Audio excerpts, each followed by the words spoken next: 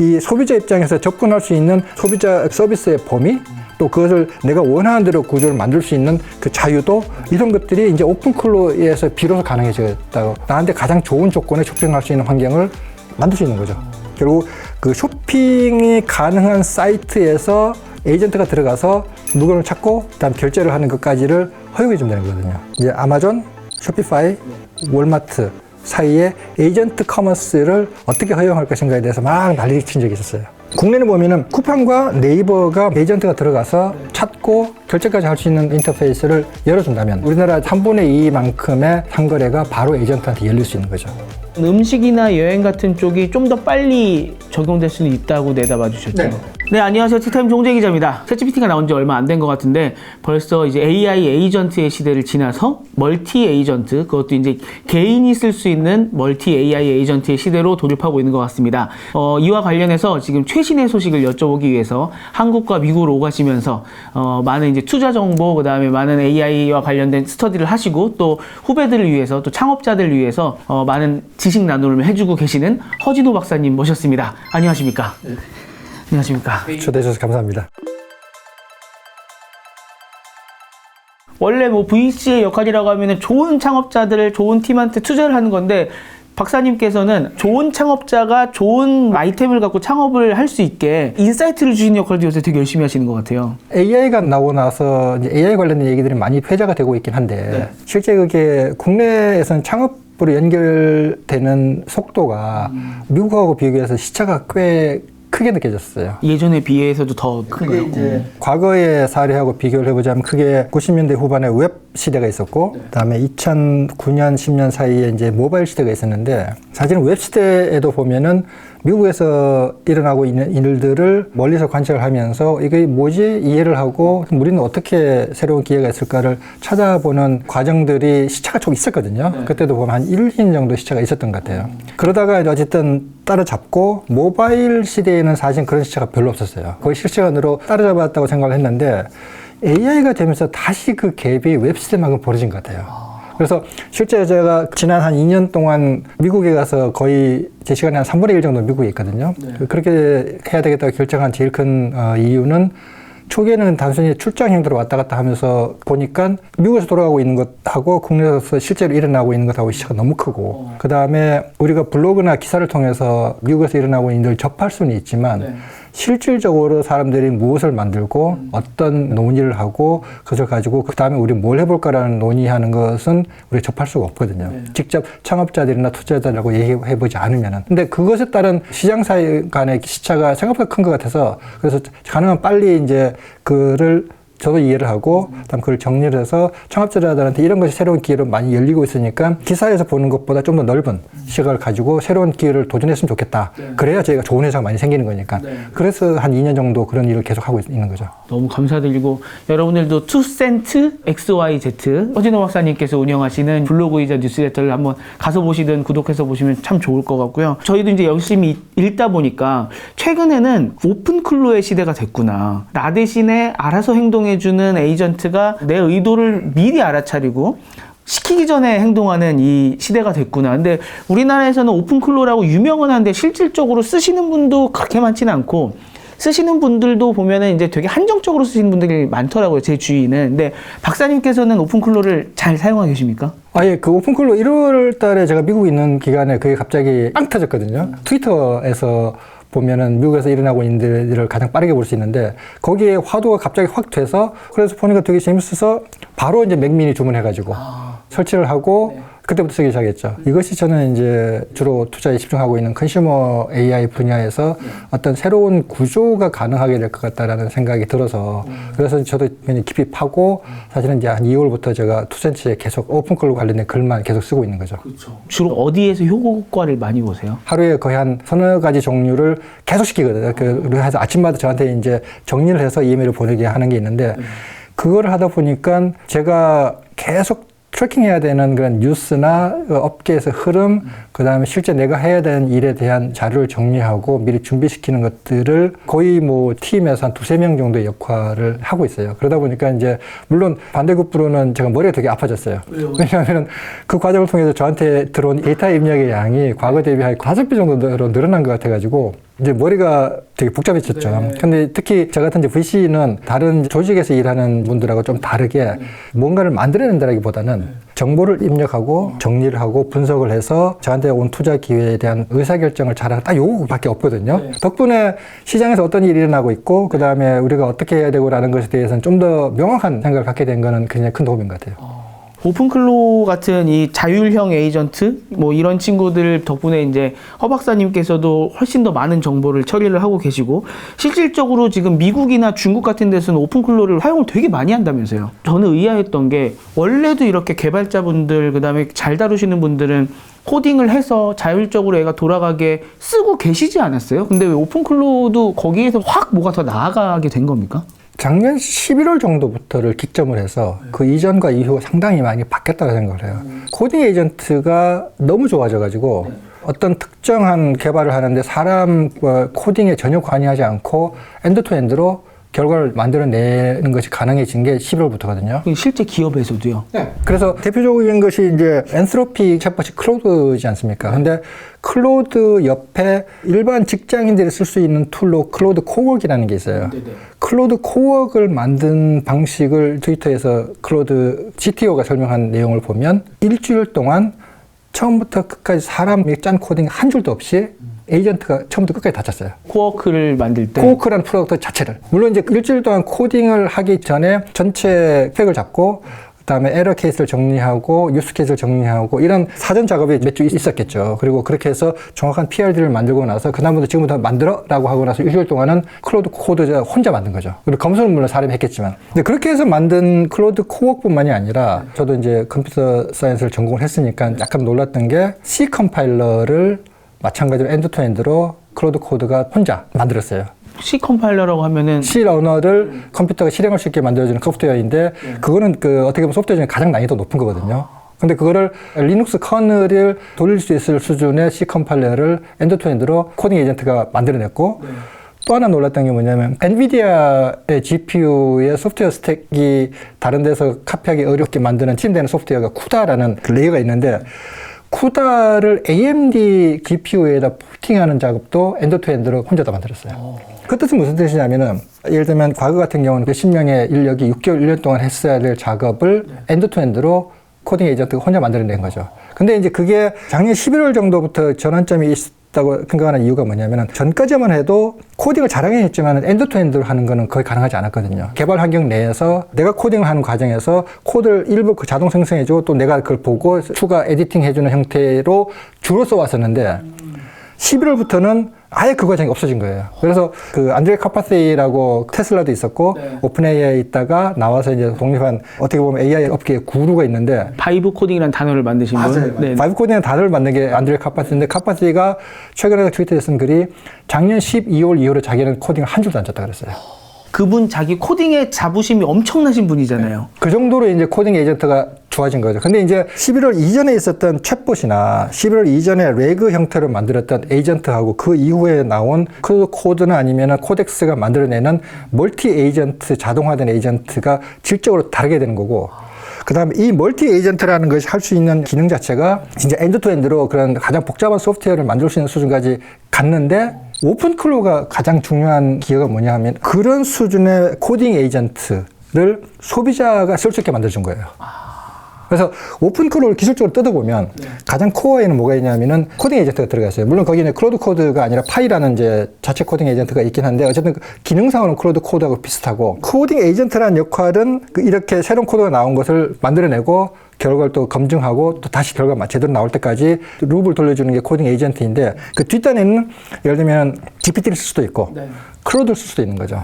이 비유를 하자면 클로드 코드 자체도 지금은 당연히 클로드를 쓰겠지만 사실은 클로드 코드 빼고 코덱스를 붙일 수도 있거든요. 아, 그런 거예요? 네, 기술적으로는. 그래, 클로드 코드라는 게 결국 그런 룹을 자동화해서 돌려주는 코딩 에이전트 역할을 해주는 거고, 뒷단의 LLM은 플러긴 형태로 되어 있는데, 그 구조가 똑같이 오픈클로드 내에 파이라는 코딩 에이전트가 들어가 있고, 그거를 가지고 이제 내가 판단해서 필요한 만큼 소프트웨어를 만들어 돌리기도 하고, 아니면 자기 이미 가지고 있는 툴을 가지고 웹 툴을 쓸 수 있게 해주는 게 오픈클로드의 코어이고, 그러면서 이거를 클로드 코드 같은 경우는 개발자들이 커맨드 라인 인터페이스라고 터미널 형태로 쓰는데 일반인들이 그걸 쓸 수도 없으니까 마음의 벽이 있죠. 저도 거의 몇십 년 만에 다시 돌아가 쓰는데 좀 낯설었거든요. 근데 이제 클로드 코드의 장점은 뭐냐면은 코어에 있는 그런 코딩 에이전트가 들어가 있는데 그거를 일반인들이 쉽게 접근할 수 있게 다양한 사용자 접점을 만들어줬어요. 그걸 이제 메신저 형태로 할 수도 있고. 아, 막 텔레그램으로 맞아요. 막 하죠. 텔레그램이나 뭐 요즘 또 우리 국내에서 나오는 것들은 심지어 카톡도 가능하고.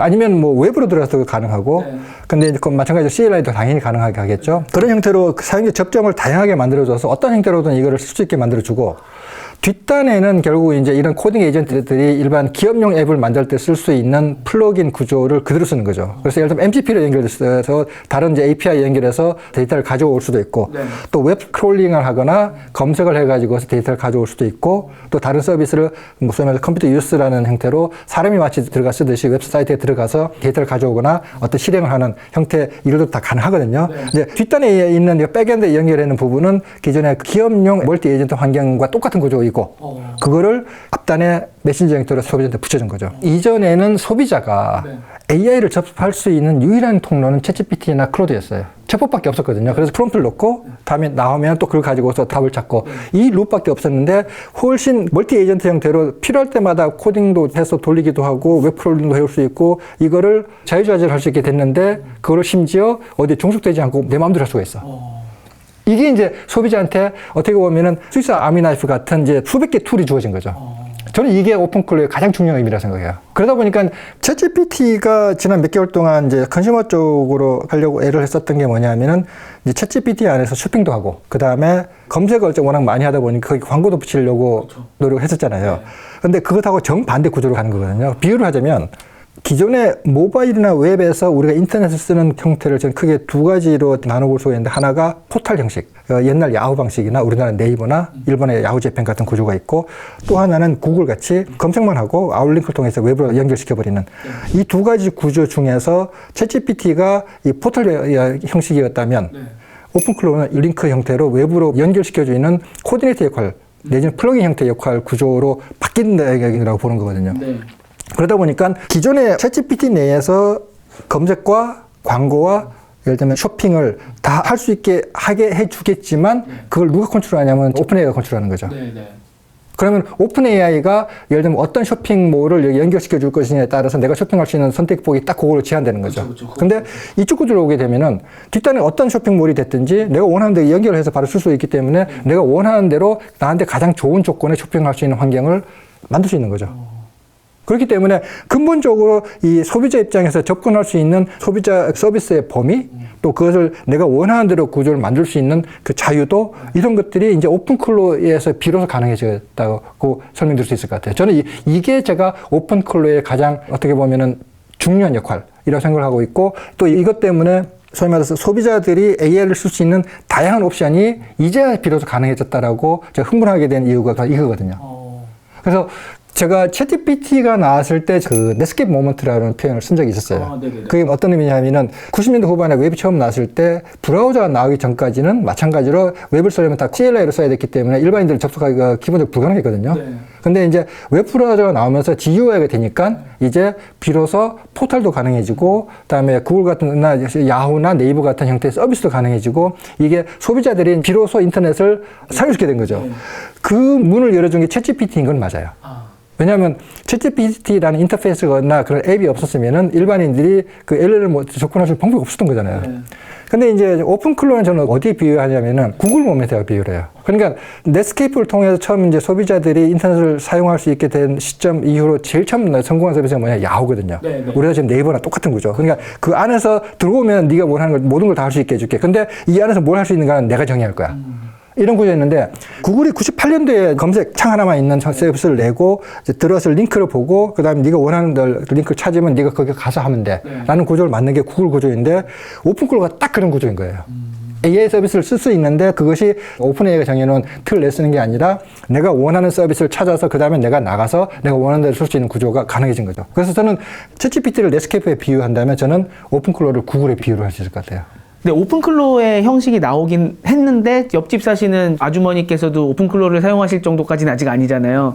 그러면 이 방식을 아마 기존의 기업들이나 아니면 스타트업이나 이런 데에서 갖고 와서 이거를 이제 적용하면서 더 쉬워질 것 같은데 이 오픈클로우가 기존 기업들에는 지금 어떤 영향들을 주고 있나요? 중국의 예를 좀 설명드리는 게 좋을 것 같아요. 중국의 인터넷이나 모바일 시장의 특징을 보면 미국하고 한국과 좀 다른 특징이 뭐냐면은 몇 개의 저희가 빅테크라고 표현하는 그 기업들 중심으로 폐쇄된 생태계가 만들어져 있어요. 알리바바, 텐센트 이런데. 그러니까 알리바바, 텐센트, 바이두, 바이댄스, 그다음 메이투안까지 하면 탑5 정도 되고 그다음에 뭐 샤오홍슈, 메이투안도 포함도 이런 빅테크들이 있는데 특히 알리바바, 텐센트, 바이두가 지금 현재 그리고 바이댄스까지 가장 이제 큰 규모의 빅테크라고 할 수가 있는데 그 LLM 쪽으로 일어나고 있는 일을 가태설명 좀 말씀을 드리면 가장 이제 첨단 LLM을 만드는 데 가장 앞서 있는 빅테크는 알리바바, 바이두, 바이댄스 세 개예요.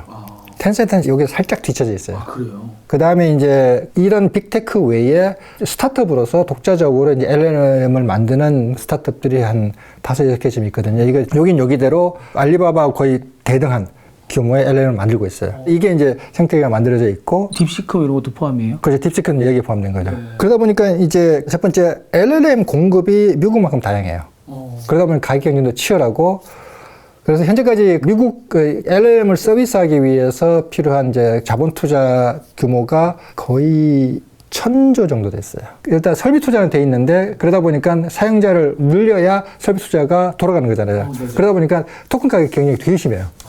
중국의 LLM 토큰 가격은 비유를 하자면 미국의 거의 10분의 1에서 싼 데는 50분의 1까지 내려가요. 근데 실제로 생산 가격이 그런 거예요? 아니면 손해보고 그렇게 하는 거예요?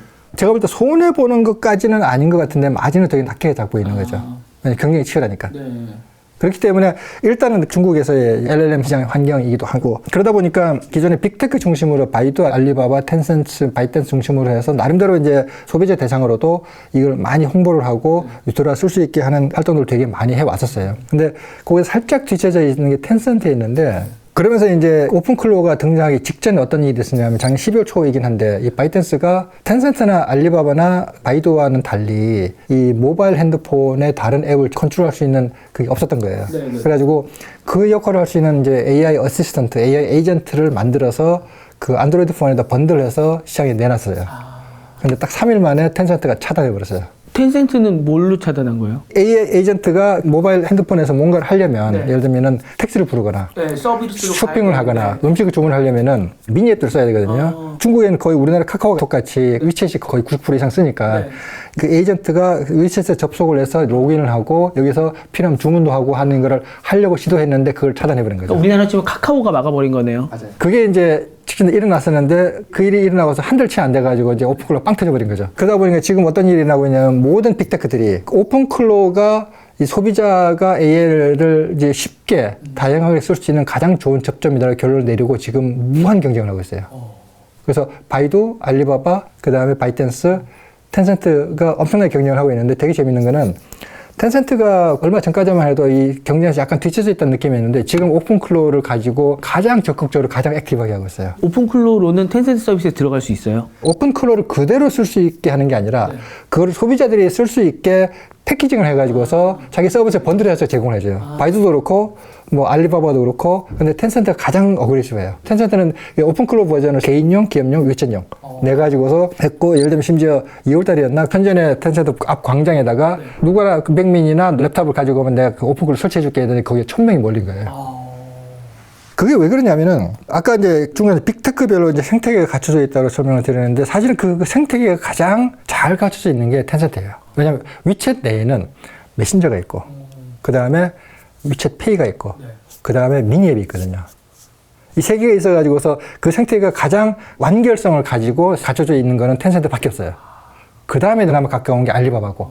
왜냐하면 중국에서는 이제 모든 결제는 위챗페이 아니면 알리페이 둘밖에 없거든요. 신용카드 거의 안 되고. 근데 시장 규모는 거의 비슷하고. 그리고 이제 그 위에다가 우리나라 카톡 같이 중국 사회 99% 인구가 쓰는 메신저는 위챗밖에 없거든요. 그래서 그 안에 생태계 안에 미니 앱이라고 해가지고 예를 들면 택시 부르는 거, 쇼핑하는 거, 음식 배달시키는 거, 심지어 여행 예약하고 항공권 예약하고 이런 모든 생활 앱들이 미니 앱 형태로 그 안에 들어가 있어요. 근데 그게 20만 개예요. 앱이요? 네. 20만 개요? 종류가. 그래서 자기 필요한 거 딱 쓰고 밖에 물론 앱도 있죠. 예를 들면 메이투안이라는 음식 배달 앱도 있고 디디라는 택시 부르는 앱도 있고 타오바인드 같은 JD 같은 이제 쇼핑몰 앱도 있게 해서 따로 로그인도 하겠지만 대개는 많은 일반인들은 그냥 위챗 안에서 디디로 택시 부르고 음식 배달 시키고 결제를 위챗페이로 하는 거죠. 20만 개는 상상이 안 되네요, 정말. 근데 이걸 쓰는 것도 어려울 텐데 오픈클로 같은 애로 쓰면은 이걸 훨씬 편하게 쓸 수 있겠네요. 그래서 이제 오픈클로가 위챗 텐센트한테 좋은 기회가 된 건 뭐냐면 가장 완결성을 가진 생태계를 갖추고 있는 상태에서 오픈클로라는 에이전트 기능을 거기다 끼워 넣어주면은 상승 효과가 확 올라가는 거죠. 바이두나 알리바바 대비. 그래서 지금 텐센트가 가장 적극적으로 하고 있고 중국에 요즘 재밌는 용어 중에 하나가 쉔민이 양시아라고 해가지고 전 국민 가재 키우기라는 표현이 지금 화두가 돼가지고 중국에서는 그 오픈클로가 난리가 났어요. 그 오픈클로가 가제니까. 가재 종류니까. 예. 그래서 결국은 이제 이게 무엇을 의미하냐면 결국은 중국에서 이런 빅테크 중심으로 이런 환경이 만들어지는 데는 이제 모바일 시대에서의 전환이 굉장히 큰 영향을 미쳤거든요. 왜냐하면 모바일 시대로 되면서 과거에 PC가 없는 대부분의 일반인들이 바로 이제 인터넷이나 모바일 환경에 올라탈 수 있었고 그러다 보니까 특히 텐센트 중심으로 해서 모바일 기반으로 소비자 생태계가 만들어졌는데 여기에 이제 오픈클로가 붙으면 그걸 그대로 텐센트 생태계가 AI를 옮겨가는 게 아니라 AI화 되는 거죠. 그냥 거기에서 에이전트만 투입하면 그 안에서 할 수 있는 게 이미 많네요. 근데 그렇게 치면 미국이나 한국은 조금 불리한 게 있겠네요. 굉장히 불리해요. 왜냐하면 소비자 서비스가 얼마나 다양하게 나올 것인가라는 측면에서 보게 되면은 그나마 한국은 그 중간 정도 되고 미국은 완전히 모든 게 갖게 서로 힘도 세고 서로 차단하려고 하고. 그 다음에 포탈 같은 개념 없고. 그쵸. 그러니까 결국 이제 미국은 제가 볼 때는 앞으로도 계속 그렇게 갈 것 같긴 해요. 그래서 저는 오픈 AI가 챗GPT 기반으로 해서 AI 슈퍼앱을 만들려고 하는 노력이 사실은 몇 개월 전까지만 해도 저는 그나마 가장 가능성이 높은 대안이라고 생각을 했었는데 오픈클로가 나오면서부터는 굉장히 어려워졌다라고 느끼고 있고 이제 그 다음에 소비자 시장이 어떻게 만들어질지에 대해서는 저도 사실 미국 시장은 예측이 잘 안 돼요. 근데 한국이 좀 특징이 뭐냐면은 중국같이 그렇게 빅테크 단위로 생태계가 완결성을 가지고 갖춰져 있는 데는 또 별로 없어요.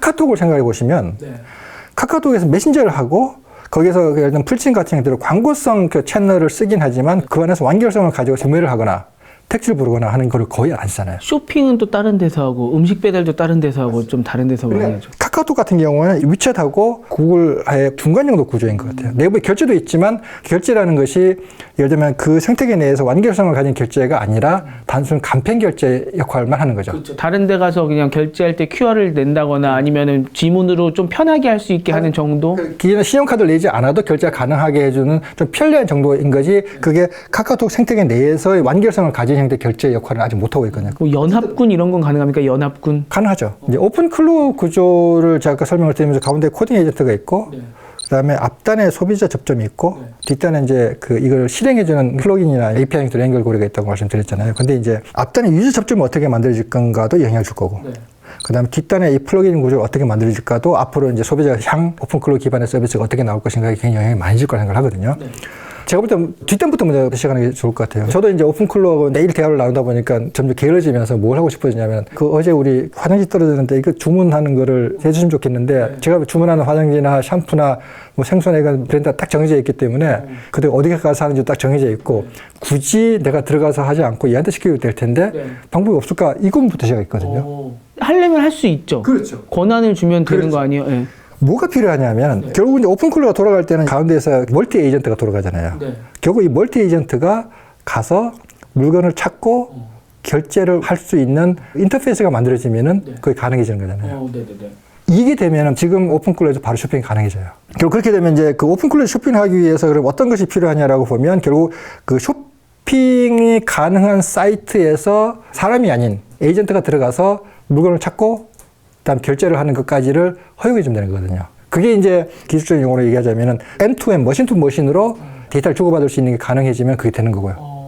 지금은 그게 어려워요. 에이전트가 머신 투 머신으로 들어가서 상품 정보를 읽고 그다음에 결제까지 하는 게 지금도 가능은 해요. GPT나 클로드에서 예를 들면 컴퓨터 유스나 오퍼레이터라는 사람이 마치 가서 하듯이 웹사이트를 들어가서 클릭을 하고 읽고 이런 것을 해서 사람이 눈으로 보듯이 웹페이지를 눈으로 보고 그 다음에 그걸 해석해서 일을 진행할 수 있거든요. AI 브라우저를 썼을 때 좀 그런 식으로 많이 A 하죠. 브라우저 쓸 수도 있고 A 브라우저 쓰지 않아도 이 에이전트가 내 머신 내에서 브라우저를 띄운 다음에 지가 내용을 읽거든요. 그 웹페이지라는 게 HTML하고 CSS 번들 덩어리니까. 근데 이게 문제가 뭐냐면은 사람이 들어가서 쉽게 보고 인터랙션 할 수 있는 것에 최적화된 것이 웹사이트인데 머신은 들어가면 되게 복잡하거든요. 왜냐하면 사람한테 보이기 쉽게 하기 위해서 뭐 이미지도 들어가고 거기에 메타데이터 빠져도 되고 근데 사람한테 보이면 되는 거니까 그렇게 되고 있는데 머신은 그게 많으면 많을수록 더 헷갈리는 거죠. 상품 설명이 텍스트일 때도 있고 사진일 때도 있고 사진이 세 개로 나눠져 있을 때도 있고 막 별의별 형태가 다 있네요. 심지어 머신은 그 OCR로 읽어야 된다는 뜻인데 그럼 머신 못 읽거든요. 결국은 머신 투 머신으로 이게 데이터를 볼 수 있는 구조가 되면은 데이터가 100이면 될 텐데 이게 사람이 잘 볼 수 있게 만들어진 데이터로 되다 보니까 1000이 되거나 만이 되는 거죠. 10배, 100배 정도 느려지고 그 다음에 에러율도 높아지는 거죠. 왜냐하면 클릭을 시뮬레이션 해야 되니까. 근데 이거를 MCP 통해서 API로 그 데이터를 기계가 읽을 수 있는 기술로 얘기하면 JSON 파일로 내지는 XML 파일로 가져올 수 있으면은 필요 없는 이미지 다 빼고 딱 필요한 데이터만 가지고 와서 다 분석한 다음에 결정을 하고 결제를 넘어갈 수 있는 거죠. 그렇게 MCP 형태로 API를 제공해 주거나 아니면 요즘 또 새로운 이제 트렌드가 MCP API 말고 CLI 형태로 접속하는 것도 가능해지거든요. 그래서 API나 CLI 형태로 에이전트가 들어가서 데이터를 읽어오고 그다음 필요한 거기서 결제까지 완결할 수 있는 형태의 인터페이스가 제공이 되면은 가능해져요. 근데 이제 그게 미국에서 이미 선례가 있거든요. 작년 한 중반 정도 해서 이제 아마존, 쇼피파이, 월마트 사이에 에이전트 커머스를 어떻게 허용할 것인가에 대해서 막 난리를 친 적이 있었어요.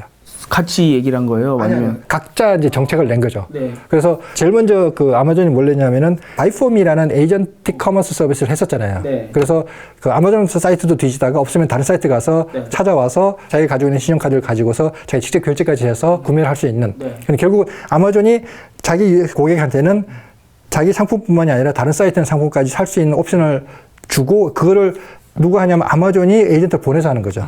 그러면 에이전트가 만약에 다른 회사가 만든 에이전트가 아마존 사이트에 들어와서 상품을 보고 뒤지는 거를 허용할 것인가 말 것인가에 대해서 아마존 뭐라고 발표를 했냐면은 어떤 에이전트도 들어와서 자기 상품 정보를 볼 수 없다. 내로남불이네요. 차단해버렸어요. 거의 1, 2주, 2, 3주 간격으로 아마존이 먼저 차단하고 그 다음에 쇼피파이는 뭐라고 발표했냐면 한 일주일 후에 에이전트가 들어와서 상품 정보를 뒤지고 결제까지 하는 거 다 허용한다. 다만 결제는 우리 결제 써라. 왜냐하면 쇼피파이는 결제 수수료가 가장 큰 매출 원인가 수익이거든요. 근데 월마트는 우리 그것도 필요 없다. 누구나 다 에이전트 들어와서 결제도 필요하면 너네께서 결제해야 된다. 우린 상품을 팔면 되니까. 맞아요. 그 회사가 입장이 다 다른 거죠.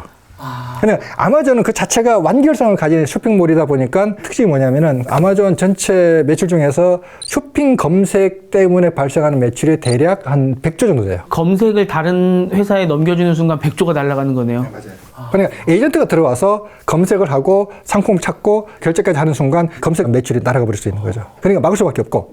근데 이제 쇼피파이는 기본적으로 그런 매출이 있는 게 아니라 소프트웨어 사스 형태로 제공을 하고 그 비용을 받는 것과 그다음에 결제 수수료를 받는 것이 주 매출이기 때문에 사스도 그렇고 결제 수수료도 그렇고 에이전트 들어와서 찾거나 말거나 자기는 영향을 직접 받지 않거든요. 많이 팔려서 결제를 많이 해서 수수료만 나한테 주면 나는 땡큐야. 그러니까 에이전트 들어와서 찾는 건 좋고 근데 결제는 우리를 통해야 돼. 근데 월마트는 자기가 직접 파는 당사자이기 때문에 내 물건 많이 팔면 돼. 결제가 누구 써도 관계없어. 이렇게 된 거예요. 근데 아마존의 전체 영업이익 중에서 영업이익이 100이라고 하면 대략 3분의 1, 3분의 1, 3분의 1 나눠지거든요. 그 영업이익이 오는 소스가. 3분의 1은 AWS고 두 번째 3분의 1이 뭐냐면은 프라임 멤버십이에요. 프라임 멤버십 거의 3분의 1이고 한 30%쯤 되고 나머지 3분의 1이 뭐냐면 쇼핑 검색이에요. 다른 것들은 그냥 돈 다 나가는 거네요. 그러니까 실제 거기서 지난 2, 3년 전부터 이제 커머스에서도 영업이익이 나기 시작했다라고 얘기하지만 1년에 3, 4조밖에 안 되고 전체 거의 한 150조쯤 되는 걸로 알고 있는데 그중 3분의 1이 AWS, 그다음에 3분의 1이 프라임 멤버십, 3분의 1이 쇼핑 검색이다 보니까 포기할 수가 없는 거예요. 디지털로만 돈을 버네요. 이 오프라인으로 하는 거는 그냥 똔똔인 거고. 근데 오프라인에 모객하기 위한 일종의 미끼 상품처럼 된 거고 실제 돈은 다른 데서 버는 거죠. 근데 이거를 내주면 3분의 1이 날아가는 거네요. 그러니까 되게 어려운데 쿠팡은 그 구조에 대해서 제가 볼 때 아마존보다 조금 자유로울 것 같긴 해요. 그래서 국내는 보면은 쿠팡과 네이버가 만약에 에이전트가 들어가서 찾고 결제까지 할 수 있는 인터페이스를 열어준다면 물론 결제는 네이버나 쿠팡 결제 써도 되는 거죠. 결제만 되면 되는 거니까 하면 일단 우리나라 3분의 2만큼의 상거래가 바로 에이전트한테 열릴 수 있는 거죠. 근데 네이버는 그걸 내주면 자기는 검색 시스템인데 검색을 다른 데서 해서 들어와 버리면 뭘로 돈을 벌어요? 그게 이제 네이버가 약간 쿠팡보다는 아까 아마존과 좀 더 비슷한 입장이 될 수 있다고 생각하는 이유이기도 해요. 왜냐하면 네이버는 어차피 물류도 약간 현재 아웃소싱 되고 있고 결국은 이제 많은 머처들을 모아서 검색 트래픽이 글로 가게 하는 것이 가장 주된 비즈니스이다 보니까 아마 거기도 입점 수수료 내지는 검색 광고 관련해서 매출이 꽤 비중이 클 거라고 추정을 하고 있어요. 그러다 보니까 네이버도 그렇게 쉽게 내주기 어려운 입장일 수 있을 거라고 생각을 해요. 각자의 입장에 따라서 어떤 영향을 미칠지 어떤 전략을 취할지가 되게 달라지네요. 미국도 보면 사실 비슷해 보이긴 하는데 예를 들면 아마존도 그렇고 쇼핑몰 비슷해 보이긴 하는데 지금 몰마트까지 되게 많이 다르잖아요. 근데 우리나라에서는 보면 그러면 제가 쇼피파이 역할을 해줄 수 있는 업체가 있을까라고 해봤는데 사실은 예전에 카페24가 그 역할을 하긴 했는데 너무 이제 비중이 작아져가지고 그럴 만큼 의미 있는 역할을 할 수 있는 업체가 아직은 눈에 보이진 않았어요. 그래서 과연 이 쇼핑 부분을 어떻게 할까라는 부분이 좀 이슈가 되고 있고 또 그렇게 비슷하게 보고 있는 도메인이 음식 배달, 그 다음에 뭐 여행 예약, 그 다음에 마켓플레이스에서 나오는 집수리 예약 같은 것들 이런 것들 서비스들이 보면은 우리도 보면 이제 오히려 미국에 조금 더 가깝거든요. 다 독자적으로 돌아가고 있고 결국 각각의 서비스들이 어떻게 에이전트에 대한 대응을 할 것인가에 따라서 소비자들이 접근할 수 있는 서비스들이 얼마나 빨리 열 것인가에 대한 달라질 것 같아요. 뉴스레터 보면은 음식이나 여행 같은 쪽이 좀 더 빨리 적용될 수는 있다고 내다봐 주셨죠. 왜냐하면 그게 쇼핑 대비해서 빼기가 쉽거든요. 왜냐하면 어차피 다 디지털로 끝나니까. 음식 배달은 이제 라이더 네트워크는 예를 들어 배민과 쿠팡이 직접 돌리는 라이더 네트워크도 있지만 그게 속하지 않은 라이더 네트워크가 훨씬 더 크거든요. 그러니까 그 네트워크를 접근하는 데에는 쇼핑보다는 좀 더 쉬울 것 같다는 생각을 하고 있어요. 쇼핑 같은 경우는 쿠팡이 워낙 오랫동안 설비 투자를 해서 구축해 놓은 물류 시스템을 써야 되거든요. 그것은 대체품을 찾기 어렵기 때문에 아마 쇼핑이 조금 상대적으로 늦지 않을까 생각도 있고 또 상품 구조 자체도 되게 단순하잖아요. 음식은. 그리고 직접적으로 진짜 다이렉트로 계약을 맺을 수도 있고요. 그래서 예를 들면 음식 같은 경우는 쿠팡이츠가 배민을 따라잡은 이제 전략도 보면 되게 처음 시작할 때 100개 구에만 집중해서 시작을 했거든요. 왜냐하면 우리나라에서 1인당 음식 배달 비율이 가장 높은 데가 어디냐면은 관악구예요. 관악구요. 관악구가 1인당 그게 제일 높아요. 덴시티가. 그래서 관악구가 넘버원이고 그 다음에 강남 3구예요. 그래서 쿠팡이츠도 처음 시작할 때 관악구하고 강남 3구만 집중했거든요. 라이더도 직접 돌리고 나머지는 이제 우선순위를 확 낮춰놓고. 그러니까 다시 이제 에이전트 시대에 음식 배달 서비스를 한다? 그러면 관악구부터 해도 돼요. 그리고 음식 배달 서비스는 그 두 회사에 맞서기 위해서 새로운 서비스들이 몇 번 출연을 했다가 차별성이 크게 없어서 고사했었잖아요. 그런 AI 에이전트를 필두로 해서 예를 들어 우리는 수수료 확 깎아주고 사람들이 시킬 때는 더 쉽게 할 수 있어 라고 하면서 이제 균열을 일으킬 수도 있겠네요. 근데 저는 오히려 이제 그런 측면도 중요하고 더 소비자한테 자극할 수 있는 부분에 다른 주제로 넘어가야 되는데 개인화 데이터인 것 같아요. 네, 그러니까 내가 어떤 음식을 시켰고 그 다음에 예를 들면 별점을 남길 수도 있는데 판매자 결제를 남기기 되게 부담스럽거든요. 왜냐하면 실제 마음에 안 들어도 왜 데미지를 수수께끼가 너무 크니까 참을 못 남기겠는 거예요. 근데 예를 들면 저 스스로한테 별점을 남긴다 그러면은 솔직하게 남길 수 있는 거잖아요. 그럼 여긴 다시 안 시킬 거야. 그다음에 여기는 너무 좋았어. 그러면 에이전트는 그걸 기억을 하고 있을 거기 때문에 지난번에 주문했던 내가 좋아했던 짜장면 다시 주문해줘. 이 한마디로 끝나거든요. 미래를 먼저 보다 티타임즈.